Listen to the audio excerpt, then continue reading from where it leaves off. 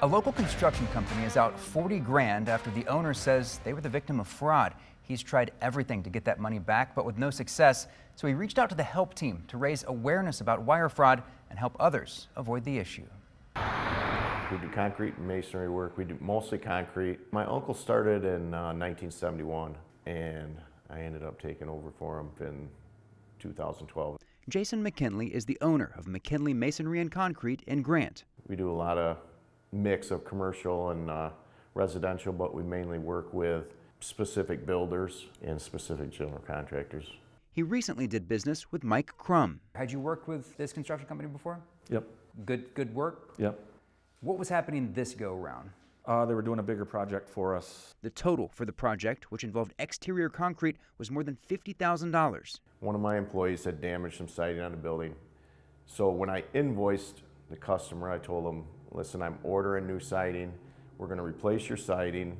Here's the invoice just so you know how much it is. And if you don't pay, I completely understand.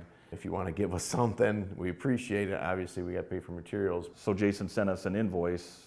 Out of the $50,000, we were going to pay $40,000 and then hold back 10 until everything was finished.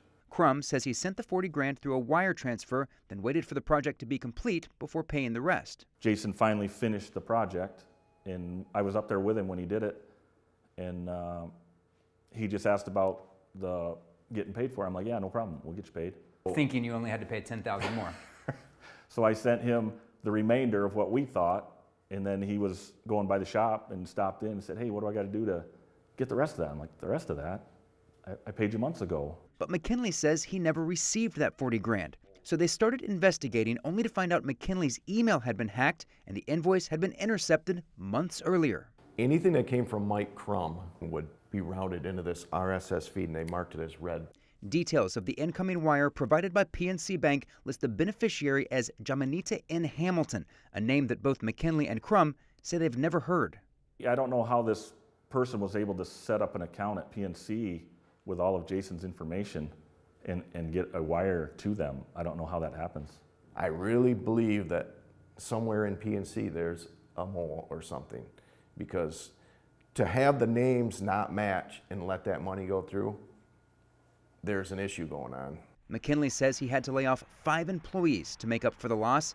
He and Krum are now working together to make others aware of the risks involved when wiring money. The main thing, I just want people to understand that when you send a wire, make sure you've got communication with the person you believe you're sending it to. Wires are the safest way to send money, supposedly.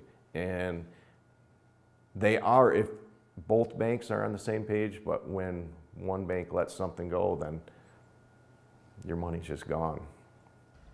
We reached out to PNC Bank about this, but they told us they are not able to comment on the matter. McKinley has filed a report with the FBI, but he says there are currently no updates. If you need help with something, call 616-559-1313 or email help@13onyourside.com.